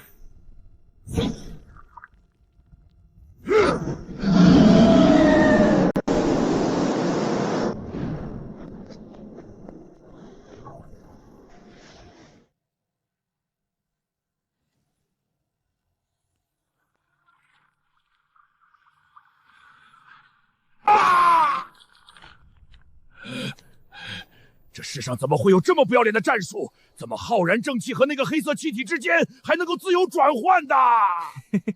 怎么样，前辈？这招两极反转是不是很意外？小子，我承认你的战术确实让我遇到了大麻烦，但是你们这样似乎只能让我拿你们没办法。同样的，你们似乎也无法拿我怎么样。谁说我们不能拿你怎么样了？没看到我们还有2人没有出手吗？卜微微、阿玲，上！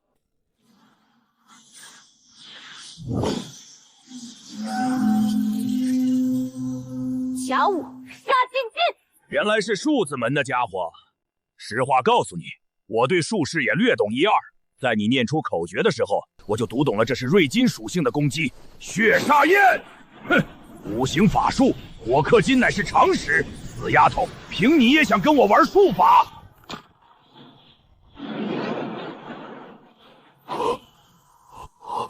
怎么出来的是水？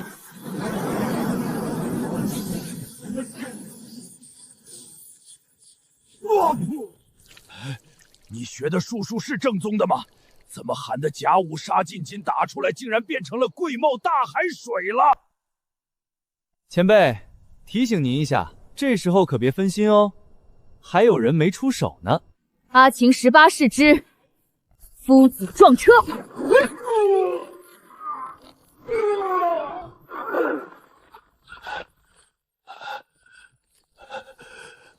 好强的力量！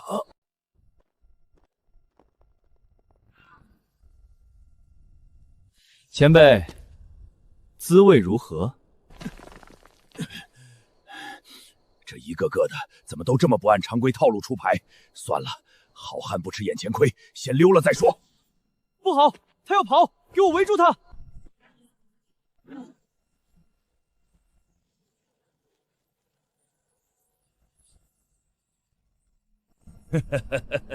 怎么，欺负我人少吗？那咱们就来个4对4，四重影分身之术。现在我看你们怎么追！分身逃跑确实是个好战术，但你貌似忘了，我们的队伍里还有一个占卜师。微微，立刻算一卦，算算这青魔老鬼逃的是哪个方向。好嘞。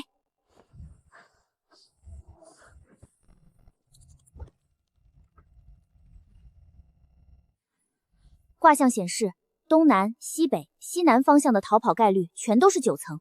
好，我们就往东北方向追击。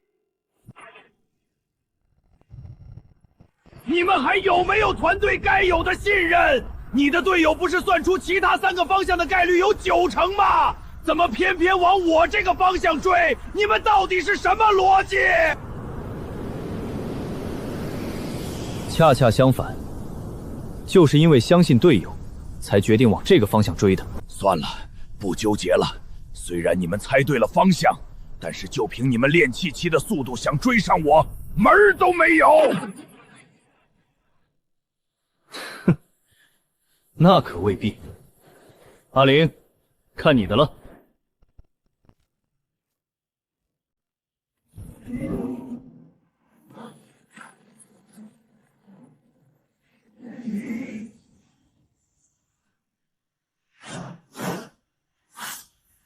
这怎么可能？这么快的速度！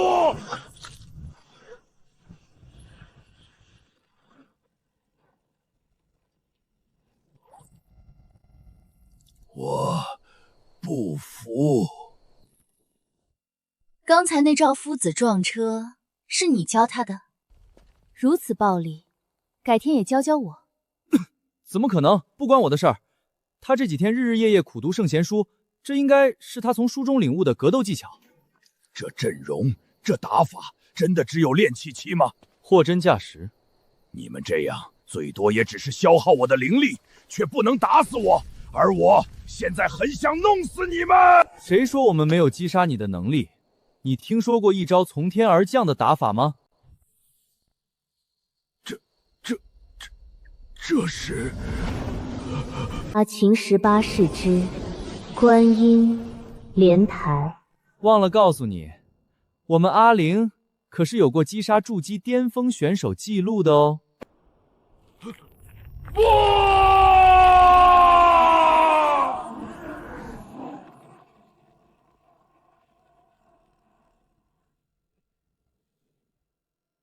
阿玲，你接下这个筑基任务，肯定不是为了这个老头吧？是的，我是在找我的一个朋友，他是一只灵兽。我接下这个委托的原因，是因为任务里有描述过他。那我们来问问这老家伙有没有见过你朋友。喂，他的话你听到了吧？你见没见过那个长相的动物？别装死！你要是胆敢有半点隐瞒，我就用浩然正气烧你！清远村几天前的确出现过一只灵兽，是一只橙黄。不过我来之前它就已经不在了。听说它的内丹具有延寿效果，所以很多人都在寻找它。看来你的朋友有危险。可惜了，我们来晚了一步。好了，他的问题解决了，接下来是我的问题了。你传播的到底是什么功法？怎么？看来有东西比浩然正气更可怕。我可以说，只是我有一个请求，我说完功法的名称之后，能直接赐我一死吗？难道透露出功法的名称比死亡更可怕？好，我答应你。此法名为贪天魔域功。这个名字听起来怎么这么耳熟？我这功法名叫贪天魔域功，能够封印如神灵根一炷香时间。没想到转来转去，还加入了大千宗，终究还是没完全摆脱这件事的阴影。杀了我！杀了我！七夕，他的修为在飞速跌落。